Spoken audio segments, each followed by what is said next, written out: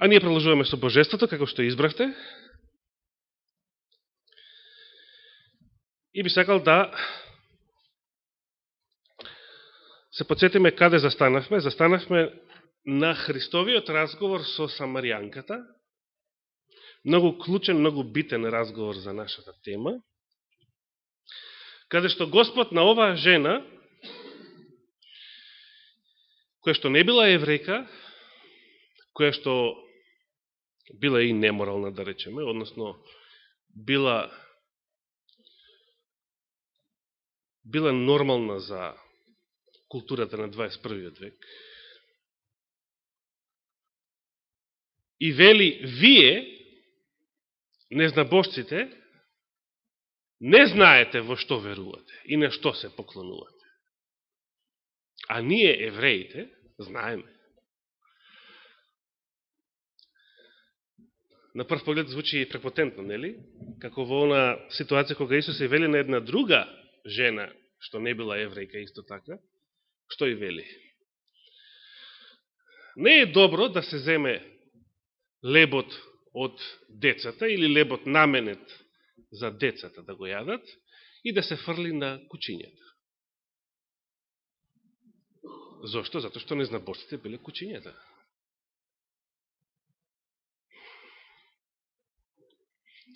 Звучи невредливо? Добро, со Самаријанката може пак звучи невредливо, меѓутоа малце по-благо, нели? Замисли да му речете на некој Јеховин сведок, вие не знаете на што се поклонувате, кого обожувате, а ние знаеме.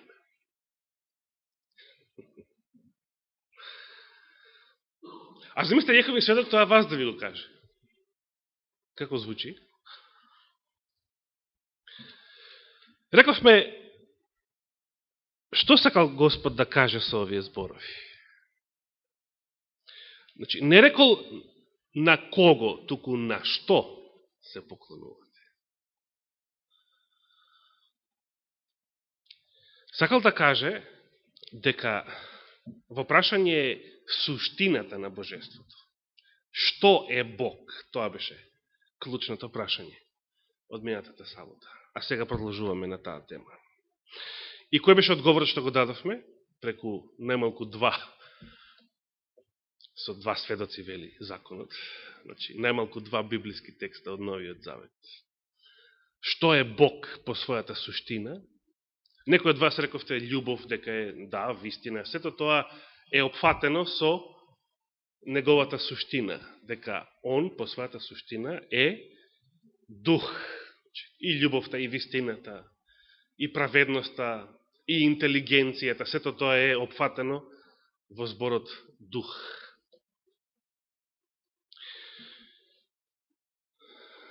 И што понатаму и рекол, бидејќи, значи, Бог е дух, затоа како треба да му се поклонуваме, како треба да го обожуваме Бога,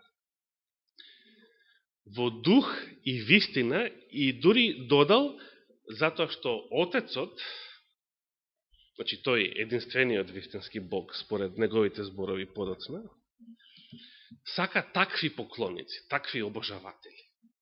Какви обожаватели? Какви обожаватели сакаат денешните идоли? Без оглед какви се тие идоли. Денешните идоли сакаат збеснати обожаватели. Значи, кога ќе го видиш да паднеш во несвест, да те однесат во болница. Тоа го читав современо во книгата на Колин и Расел Стендиш, во една од книгите, заборавив која.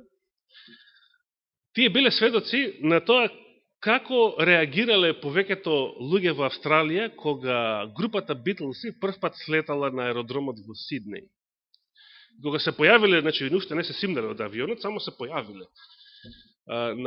на вратата од авионот, настанала таква галама, такво врескање, пискање, значи да колите кокошки и гуски не би пискале толку. И повеќето од тие што врескале и пискале не ни стигнале ниту да да се приближат, ниту да ги видат од блиску, ниту да отидат на нивниот концерт, затоа што едноставно биле хоспитализирани, биле однесени во болница. Значи, сатаната, неговите идоли исто така, сакаат, односно неговите следбеници, бидејќи за да имате слава, моки во овој свет, треба да му се кланяте, да бидете лингур на господарот на овој свет. И тоа по една пирамидална хиерархија оди надолу од Советот на 13-торите, па до Советот на 300, надолу трилатерална комисија, пирамида, и завршува тука со нашите премиерчиња, председателчиња и така натаму. Но не само во политиката. За да имате слава, богатство или власт во овој свет, треба да бидете поклоник на сатаната. Тој е закон и од тој закон нема мрдање.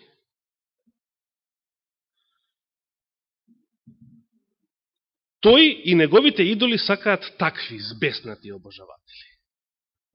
Едноставно, обожавател, сатаната сака обожавател кој што не вклучува мозок, што би рекла Мирка, кој што не размислува, кој што се прави врз база на емоции и страсти и моментално расположение. Значи, збеснат, со други зборови. Не размислуваш со свој ум, не постапуваш разумно, туку постапуваш ирационално, односно воден од емоции, желби, страсти и така натаму. Може да бидат и добри, може да бидат и пријатни тие емоции, меѓутоа не размислуваш разумно.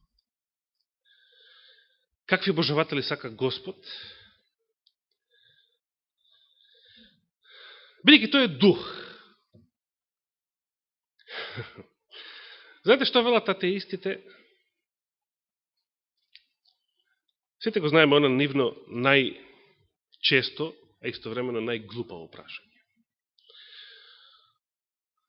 Покажи ми го Бог, да го видам, па да поверувам. Каде е Бог?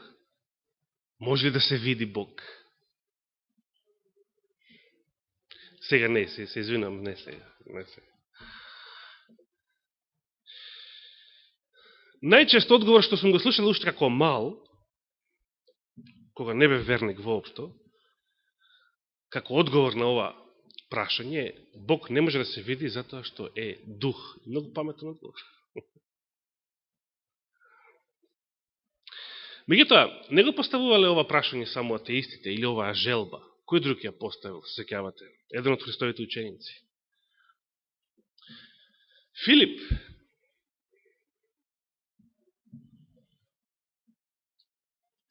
Филип. Убаво име, античко, македонско. Во превод конјољуб, љубител на коњи. Мнозина евреи носеле имиња кои што не се еврејски, не биле еврејски, заради целокупното културно влијание што го извршил Александар Македонски, односно неговите наследници после освојувањето на источните земји. Господе, покажи ни го Отецот и тоа ќе ни биде доволно. Многу интересно, како да Филип имал некоја нестрпливост во себе. Со други зборови, се тоа што си го направил до сега, се тоа што си го зборувал до сега, се тоа е во ред, ама покажи ни го Отецот. Што открива таква една желба? Не верувам дека Филип тоа го кажал од побуди на неверство или атеизам. Иако Филип често знаел да дофрла такви работи. Значи да дофрла работи како да е неверник, како да веќе нема трпение, како да му е се преку глава. Јас заклучувам дека бил нестрплив човек, нестрплив дух. Например, во една прилика, кога Господ решил да појде заедно со своите ученици кај Лазара, мртвиот Лазар во Витанија. Филип што дофрла? Да појдеме и ние да умреме. Со други зборови, што сега бараме сега белјата да одиме таму близу Јерусалим, кога знаеш. И знаеш што те чека, и знаеш како ќе бидеш примен и така натаму. Меѓутоа, она што најмногу восхитува е Христовиот одговор. Зошто Христос кажал одговор кој што многу личи на модалистичката ерес? Модалистичката ерес, или савелијанската ерес, поред незиниот прв проповедник во раното христијанство, е ереста која учи дека Отецот и Синот и Светиот Дух се една иста личност. Во Стариот Завет се представил како Отец, тој истиот како иста личност дошол на земјата и бил Исус Христос, и после воскресението, кога се вознал на небото, станал една иста личност, станал Свети Дух. Тоа се разбира погрешно. Дори не мора да докажуваме колку е погрешно. Сеќавам на и обични селани тоа го знаат да го побијат. Сеќавам еден брат од Колешино, како знаеше да рече, како е можно тоа, зарем кога Исус се молел, например, еве во Гециманија на Отецот, се молел самиот на себе. Се разбира, не. Значи, тоа е погрешно. Но зошто во одговорот на Филип, значи, Јован 14 глава, зашто кога зборуваме за божеството се вртиме околу Јован, Јовановите списи? Зашто тој најмногу зборува за оваа тема? Единствениот апостол кој што живеел до крајот на првиот век, кој што бил сведок на првите христолошки ереси, сите содржани во гностицизмот, кој што ќе процути и ќе се развие од вториот век понатаму. Јован, значи, бил сведок на тие први гностички, погрешни, еретични учења и за Отецот, и за Синот, и затоа тој најмногу се занимава со темата за божеството и во Евангелието, и во неговите соборни посланија, а се разбира не пропушта ни во Откровението да нагласи што е вистина во врска со Господа Исуса Христа. Да не заборавиме, Јован го напишал оној стих кој што денес е најмногу оспоруван и од Јеховините сведоци и од противниците на тројството во адвентизмот. Дека Јован 5.7, 1 Јованова 5.7, дека Отецот, Словото и Духот се едно. Зошто мнозина им смета овој стих, им пречи? Што е проблем со овој стих? Исус рекол, јас и Отецот сме едно, на друго место. Каде? Повторно во Јовановото Евангелие, тоа ќе го најдеме. Јован многу се грижал да ги нагласи сите оние работи, кажани или направени, кои што го докажуваат Христовото божество.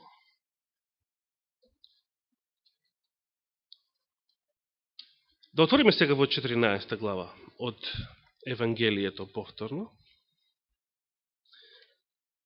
и да го прочитаме овој одговор.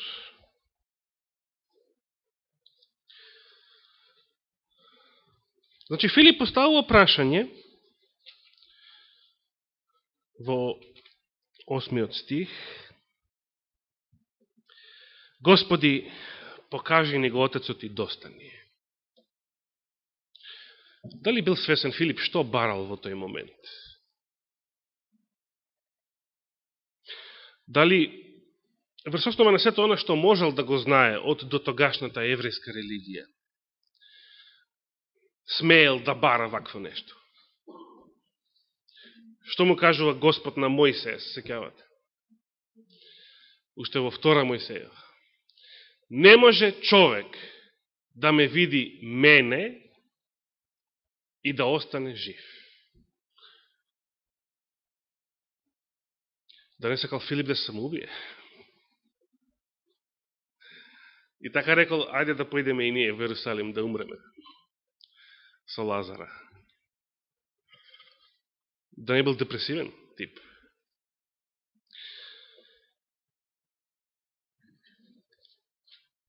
Во визијата на Елена Вајд, запишена во рани списи, што некоја наредна сабота ќе ја презентираме, Исус и вели на Елена Вајд, кога ти би ја видела личноста на Отецот, неговата слава, би престанала да постоиш. Не вели ќе умреш или нема да останеш жива, ќе престанеш да постоиш. Страшно нешто. Филип, можеме да заклучиме, не бил многу свесен што барал, кога поставил вакво прашање.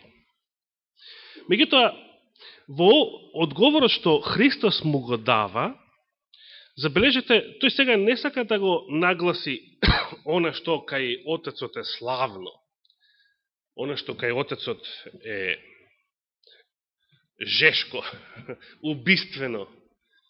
Апостол Павле ќе рече во посланието до евреите, нашиот Бог е оган кој што спалува. Значи, таа преголема слава, таа непристапна светлина, исто така во Тимотеј, таа шехина, тоа е нешто што се опишува со човечки изрази, со човечки споредби, како светлина, како оган, како нешто што гори, спалува. Би можеле да го споредиме со сонцето, звездите, со сето она што е жешко и што ќе може да ве уништи за миг. Имав еден сосед, некој од вас го знаете, Оливер се викаше. Доаѓаше неколку пати тука. Работеше во железара и ми кажуваше, го прашав, па колко е таму жешко, таму, во таа леарница, во таа маса, вжештена лава, така да речем. Знаеш колко е жешко, ако ставиш прст таму, се разбира, многу е жешко, би пред да ставиш прст, ако воопшто успеш да се доближиш. Но ако ставиш прст, вели, и ако го извадиш, нема прст. Ке нема прст. Не верам дека некој тоа го направил, па го знаат од искуство. А како би било да му се приближиме на Сонцето за неколку километри, отколку што сме позиционирани на таа џуџеста звезда? Зошто? Зато што постојат многу по-големи, пославни небесни тела, што би рекол апостол Павле. Дали Божијата слава е нешто, може да биде нешто поголемо и од овие? Се разбира. Но Христос не го нагласува тоа, туку сака повторно да му го нагласи на Филип суштинското. Дека Бог е дух и дека да го видиш Бога, што значи? Да го запознаеш неговиот карактер, значи со дух.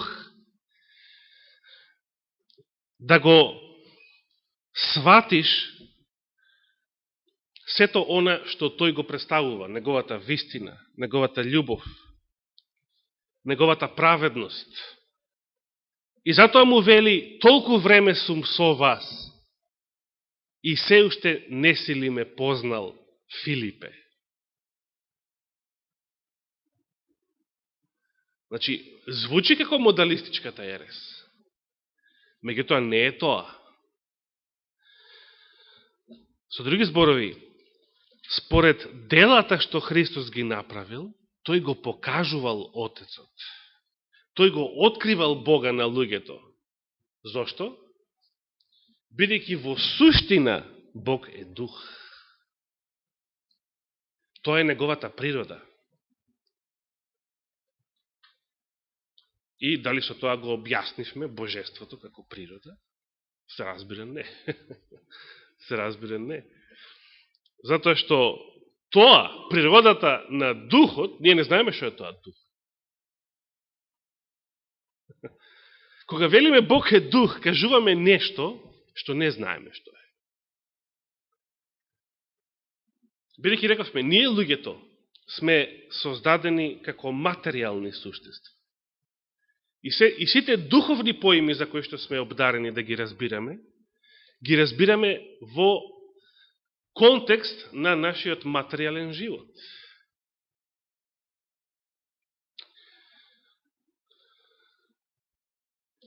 Сеќам на една од лекциите за дописна библиска школа,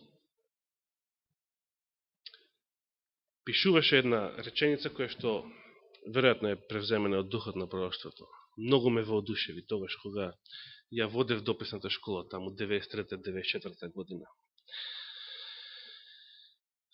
Природата на Светиот Дух, така гласеше реченицата, е необјаснива мистерија. Елена Вајд на друго место ќе напише, за природата на Светиот Дух најпаметно е да се молчи. Односно, молчењето, молкот е злато. Ништо не може да се каже.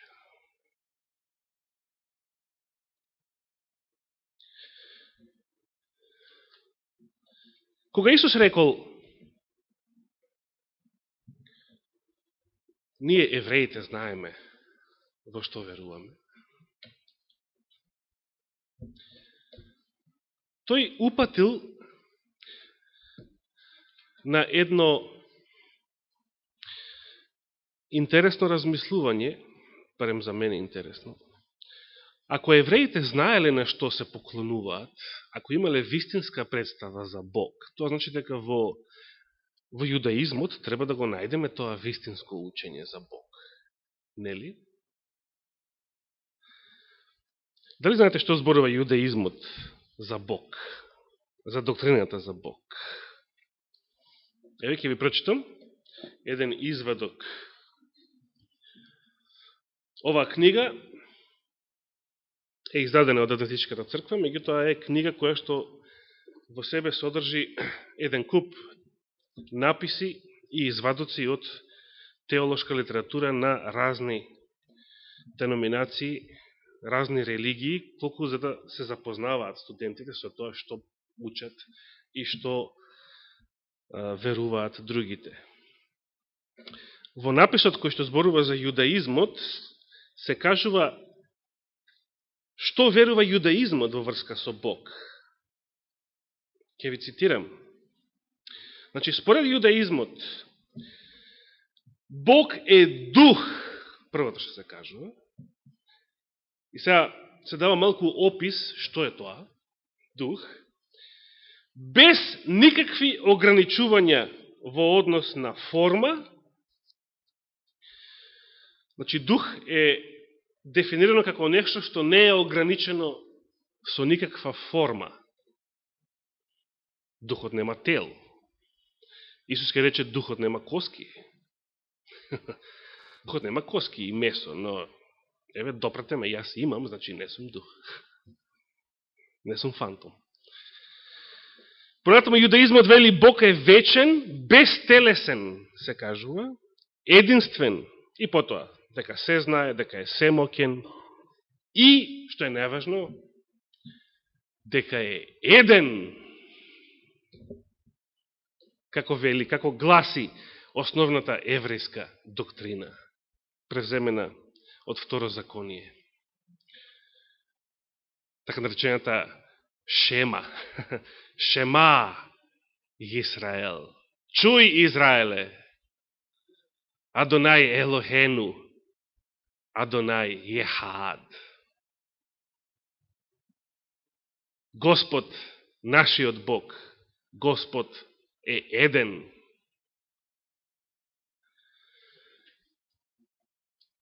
Дали е се тоа вистина, што јудаизмот го кажува за Бог? Исус вели дека е, бидејќи рекол, ние евреите знаеме на што се поклонуваме. Да, вистина е. Значи, првата и основна дефиниција што треба да ја разбереме за Бог е дека тој е еден. И веднаш да кажам, светото тројство, доктрината за тројството е учење дека Бог е еден. Па зашто тројство тогаш?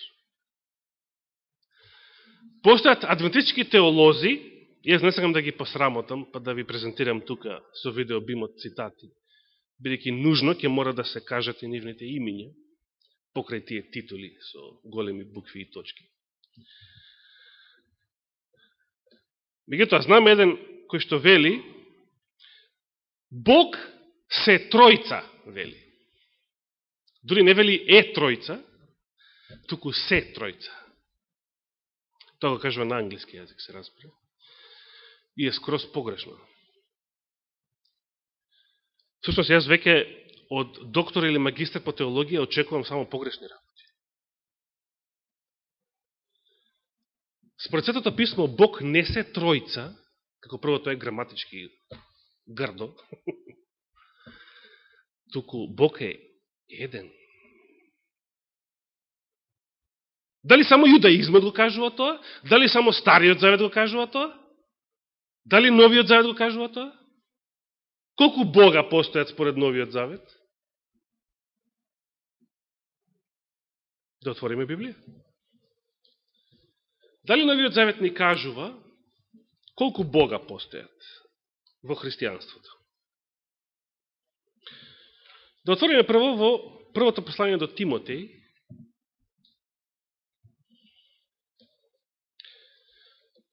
која глава, кој стих? Кој ќе би ги прочита мислите сега? Како? 2.5. Повели Маре, што најде таму? Точно. Благодарам. Прекрасно.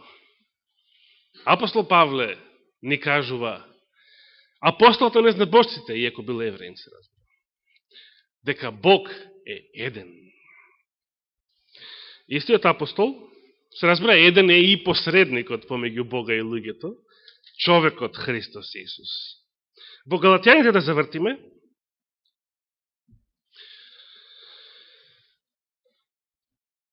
во Галатјаните се кажува во онаа 3 глава каде што Павле филозофира, така да речем,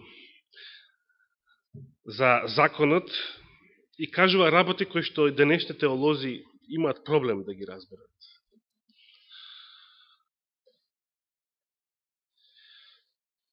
Во 20-тиот стих кажува една интересна мисла. Значи, 3 глава од Галатјаните, 20-тиот стих. Но посредникот не може да биде само посредник на еден, значи, за да постои посредник мора да постојат две страни, нели? А Бог е еден. Сега нема да се занимавам со стихот, зошто го кажува ова, но која е поентата со посредникот тука? Затоа ќе ни треба проучување на целата 3 глава. Но, уште еднаш, Бог е еден. Дали ни требаат други стихови од Новиот Завет? Заради времето, јас секојаш се ограничувам на 20 сведоци. Значи, доволни се 2 стиха. И Новиот Завет проповеда дека Бог е еден. Доктрината за тројството проповеда дека Бог е еден. Зошто? Затоа што постои, како што велат, уште најраните црковни отци кои што зборувале на таа тема, постои една неделлива, така се дефинира доктрината за тројството, една неделлива божествена суштина. А што беше Бог по суштина? Дух. Значи, Бог е еден затоа што во целата Вселена и надвор од неја, бидејќи Господ постои и надвор од Вселената, во својата вечна, трансцендентна, за нас несватлива димензија, постои само еден, единствен, божествен дух. Меѓутоа, не е тоа само една личност, значи, таа единствена, неделлива божествена суштина се манифестира во три лица. Сега, тоа ќе го објасниме подетално, понатаму, во нашите понатамошни проучувања.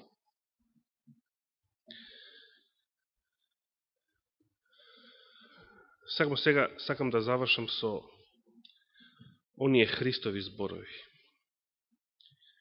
Зошто Господ рекол, јас и Отецот сме едно? Благодарам. Како може двајца исто да мислат? Замислете две тела, нека бидат и скроз идентични од надвор, како најплукнати близнаци, или како клонирани луѓе. Замислете двајца луѓе, кои што исто мислат, исто зборуваат, дури да се на две различни краишта од планетава, секој знае од нив двајца што знае и другиот во моментот. Секој го доживува истовремено тоа што го доживува и другиот во моментот. Значи, како да е еден ист дух, еден ист софтвер во две тела, посебни тела, а и самите тела да личат меѓу себе. Се разбира, такво нешто не постои во создадениот свет. Зошто Христос не рекол јас и Отецот сме еден? Зошто рекол среден род? Едно. Зошто Јован ќе напише тројцата се едно? Зато што повторно во прашање е суштината. Суштината е во прашање. Значи,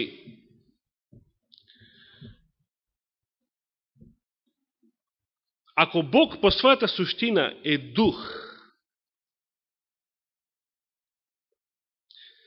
тогаш што значи кога, например, во 4. век, тогашните црковни учители кои што биле присутни на првиот Вселенски собор и го составиле никејскиот символ на верата или ранохристијанското верују, што значи кога тие рекле дека Синот Христос е од иста суштина како и Отецот?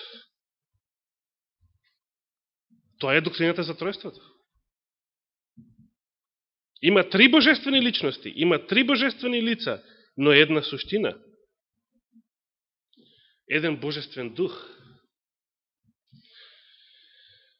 Дали тоа верување го верувала и Елена Вајд? Што мислите? Значи, целото верување на традиционалното христијанство во поглед на тројството. Денес ке прочитате од некои теолози,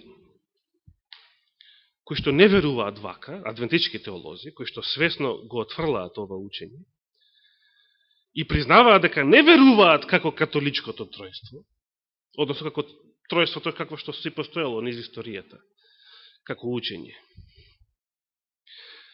Бидејќи денес веруваат во тритеизмот, во една друга ерес, и тоа од 1980 година нааму, затоа тие, например, еден проповедник со 4 факултета, да не го споменувам по име, на еден противник на тројството му поставува вакво прашање на интернет. Вие ги знаете и едниот и другиот. Како е можно, вели теологот со 4 факултета, како е можно Отецот, кој што е дух, вели, да биде се присутен преку некој друг дух? Со други зборови, овој адвентистички теолог не верува дека постои само еден божествен дух. Туку за него Отецот, Синот и Светиот Дух се три различни духа. Тој тоа не го верува затоа што е глупав или затоа што не му се јасни работите, току затоа што искрено верува во доктрината на Генералната конференција во последните 34 години. Искрено верува во третеизмот, само не сакаат да признаат дека е тоа третеизам, дека тоа не е тројство, за да не испадне пред католиците и пред останатиот свет на кој што екуменски му се додворуваат со децени, дека ете го напуштиле тројството. Туку и својата нова ерес си ја нарекуваат тројство. Па тоа па предизвикува голема забуна и прави каша попара кај сите оние што го напаѓаат тројството. Бидејќи и тие не разликуваат тројство од третеизам. Денеска некои теолози ќе ви речат, Елена Вајд пораснала како методист, тоа е точно. Методистите верувале во тројството. Елена Вајд верувала како мала во тројството. Понатаму денешните адвентички теолози ќе ви кажат дека што Елена Вајд никогаш ништо не напишала против тројството, тоа значи дека го прифаќала тројството. И со свој камен се утепале самите по глава. Значи, ако Елена Вајд го прифаќала тројството на методистите, значи го прифаќала католичкото тројство, верувала во тројството како што верувале сите христијани во минатото, а не во ереста на третеизмот, во која што денес верува Генералната конференција. Или она ерес што јас ја нарекувам Омега. Под влијание на доктор Елет Вагонер и неговата книга Христос и неговата праведност. 2 години по Генералната конференција во Минеаполис, 1888 година, значи 1890-та излегла таа книга, и Елена Вајд напишала нешто слично што Вагонер го тврди. Ќе ги прочитаме тие два цитата. Првобитно имав намера сите цитати што сакам да ви ги читам надвор од Библија да ги прожектираме преку видеобимот, како што прават денеска многу проповедници, мисионери и така натаму евангелизатори, но решив дека тоа не е добра практика. Зошто? Испега дека сте вие сите глупи овци, па дури кога ќе го видите цитатот, ќе го сватите, а вака ако го чуете, дека нема да го сватите многу. Меѓутоа, Библијата не ја подценува вашата интелигенција, не ве третира како, значи, некои што треба дури да видат нешто за да сватат. Току што, вели Господ, кој има уво или уши да чуе. Значи, многу е добро да внимаваме додека се чита цитатот, значи да имаме уши да го чуеме и да го разбереме. Според Библијата слухот е поблизок до интелигенцијата отколку видот, а така и во реалниот живот.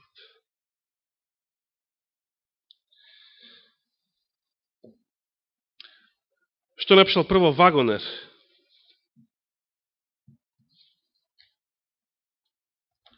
Значи, во својата книга Христос и неговата праведност, книга директно напишена по заседанието во Минеаполис, зборувајќи за Христа, за неговото божество, на 22-та страница од неговата книга, Вагонер напишал дека Христос е од самата суштина и природа на Бога. Отецот, се мисли. А Елена Вајд, знаете што ќе напише? 3 години подоцна, во списанието Знаци на времето, 27 ноември, за малку ќе се погодиш, завчера, како завчера, 1893 година, на 54-та страница од тоа списание. Видите што напишала? Не знам дали ве зборови се цитирани и во Копнешот на вековите, можно и таму да се наоѓа.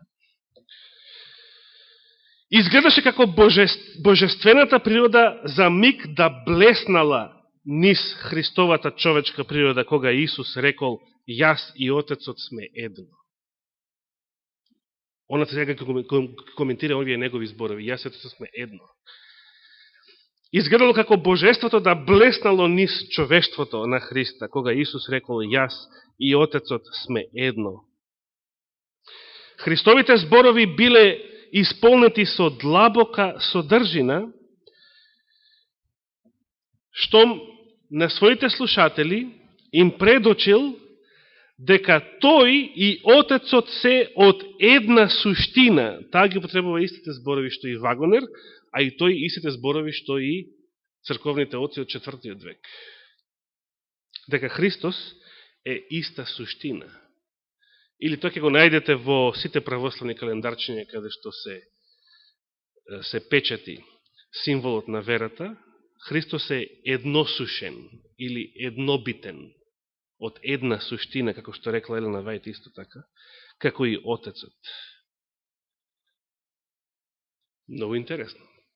Значи, Елена Вајт верувала во католичкото тројство.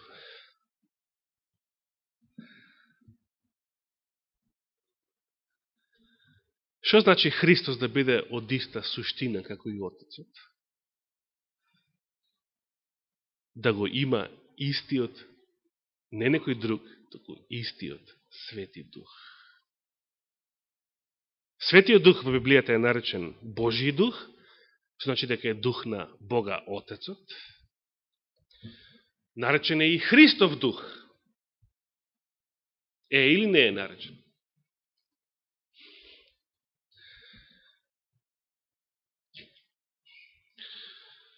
Например, ако во вас живее духот на оној кој што го воскреснал Христа од мртвите, значи чиј дух? На Отецот. А на друго место истиот апостол ќе рече Духот Христов. Тоа ќе ви го оставам како домашна задача. Да ги најдеме во Новиот Завет оние текстови, а може и во Стариот, кога се работи за Отецот, каде што Светиот Дух е наречен Божји Дух, конкретно Дух на Отецот, а каде е наречен Дух Христов. Истиот Свети Дух е наречен Дух Божји, Дух на Отецот, на други места е наречен Дух Христов. Зошто тогаш Светиот Дух е трето, посебно лице? Па токму затоа што не може да се поистовети ниту само со Отецот, бидејќи го има и Синот, ниту само со Синот, не е ни само Христов, бидејќи го има и Отецот, и произлегува од Отецот, ке рече Христос, во Јован 15:26. И што е поважно, не е ни само кај нив двајца, туку е насекаде, надвор од нив. И затоа Господ е насекаде присутен. Едниот Бог е насекаде присутен. Што мислел Христос кога рекол, јас и Отецот ќе дојдеме и ќе се вселиме во вас? Како ќе дојдете ќе се вселат во вас? Преку Духот. Не може поинаку. Што мислел Христос кога рекол, јас сум во тебе и ти си во мене? Како е тоа можно? Преку Духот. Само во Духот.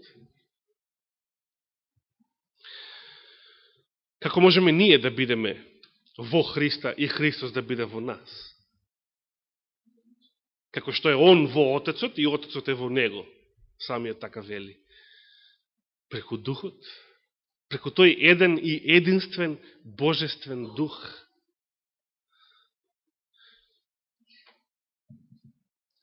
Што вели псалмистот во 139-тиот псалм? Каде ќе побегнам од лицето Господово? Може ли некаде да побегнам, да се сокријам од Господовиот Дух? Вели дури и во адот да слезнам. И ти пак ќе бидеш и таму.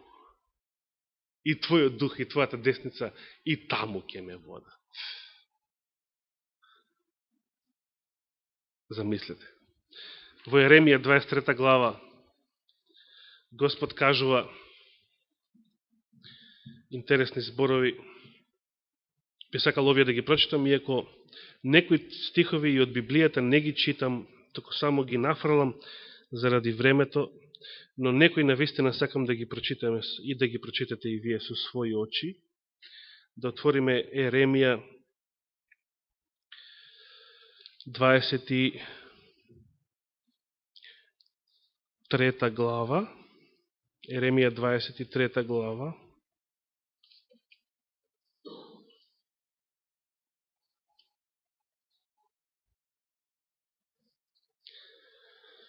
Гледали сте текстот? Еремија 23 глава.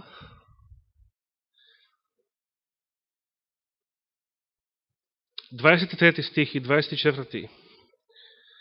Зар јас сум само Бог од близу, вели Господ, а не Бог и од далеку? Може ли човек да се сокрие на место тајно, каде што јас не би го видел, вели Господ? И се внимавајте на прашањето. Зар не ги исполнувам јас небото и земјата, вели Господ? Како Господ ги исполнува и небото и земјата? Со духот. Бидејќи по суштина е дух.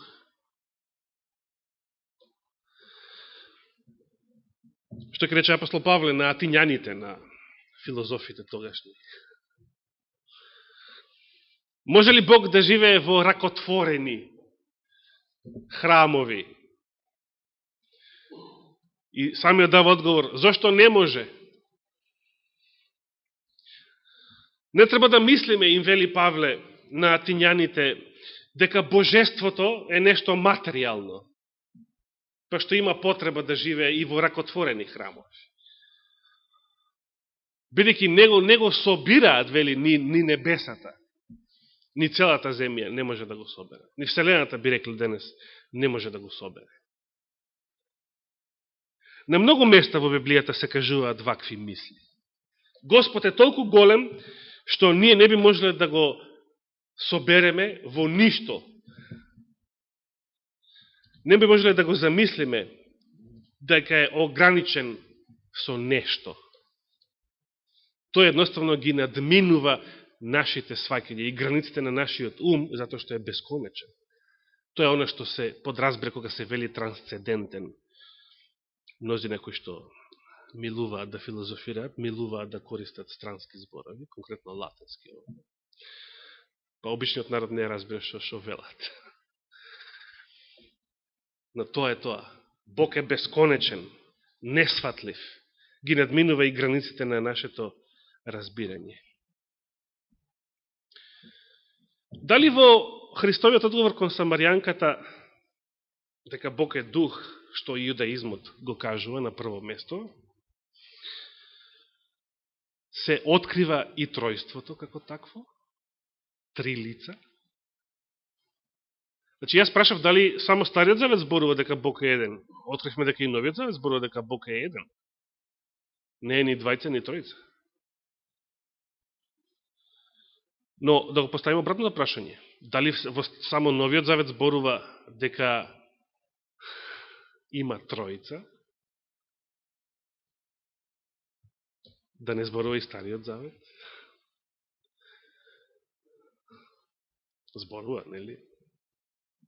Уште на почетокот Господ му вели на својот син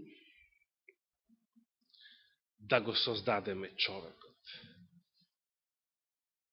Според нашиот лик, како што сме ние, Бог не се пресира сами од себе си. Ниту бара вие да го пресирате. Ние секогаш кога зборуваме и кога се молиме на Господа, велиме ти, не велиме вие. Велиме ти, велиме тој.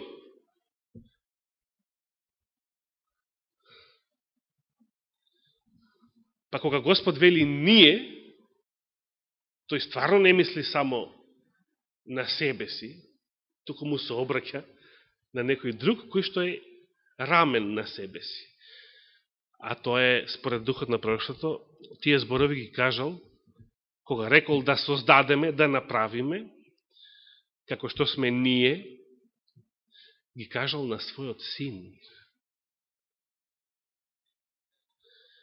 А Исус што рече на Самаријанката? Отецот сака такви поклоници, такви обожаватели, кои што? Во дух и вистина му се поклонуваат. Значи, го спомена Отецот, какви обожаватели сака он, а каде се Синот и Духот во оваа реченица? Духот е во Духот. Во Дух, значи во Светиот Дух, А каде е Синот? Јас сум вистината. Кога Исус е рекол на самарјанката, во дух и вистина Отецот сака да му се поклонувате, значи му рекол, дека Отецот сака така да го обожувате, Отецот, единствениот вистински Бог е Отецот, и тој сака да го обожувате Него во Духот, значи Светиот Дух, и Синот. Без Духот и Синот не може да го обожувате едниот Бог. Значи, не може како евреите денес и не може како муслиманите да врескате колку сакате дека Бог е еден, а да не го признавате Синот и Духот. Затоа што Отецот сака да го обожувате, да му се поклонувате во дух и во вистина. Значи, Светиот Дух и Неговиот Син. Вистината. И сега одземав малку повеќе време, но за тоа е крив 29 ноември, од почетокот. Ке продолжиме и следната сабота, ако Господ даде живот и здрави. Нека му е фала и слава. Амин.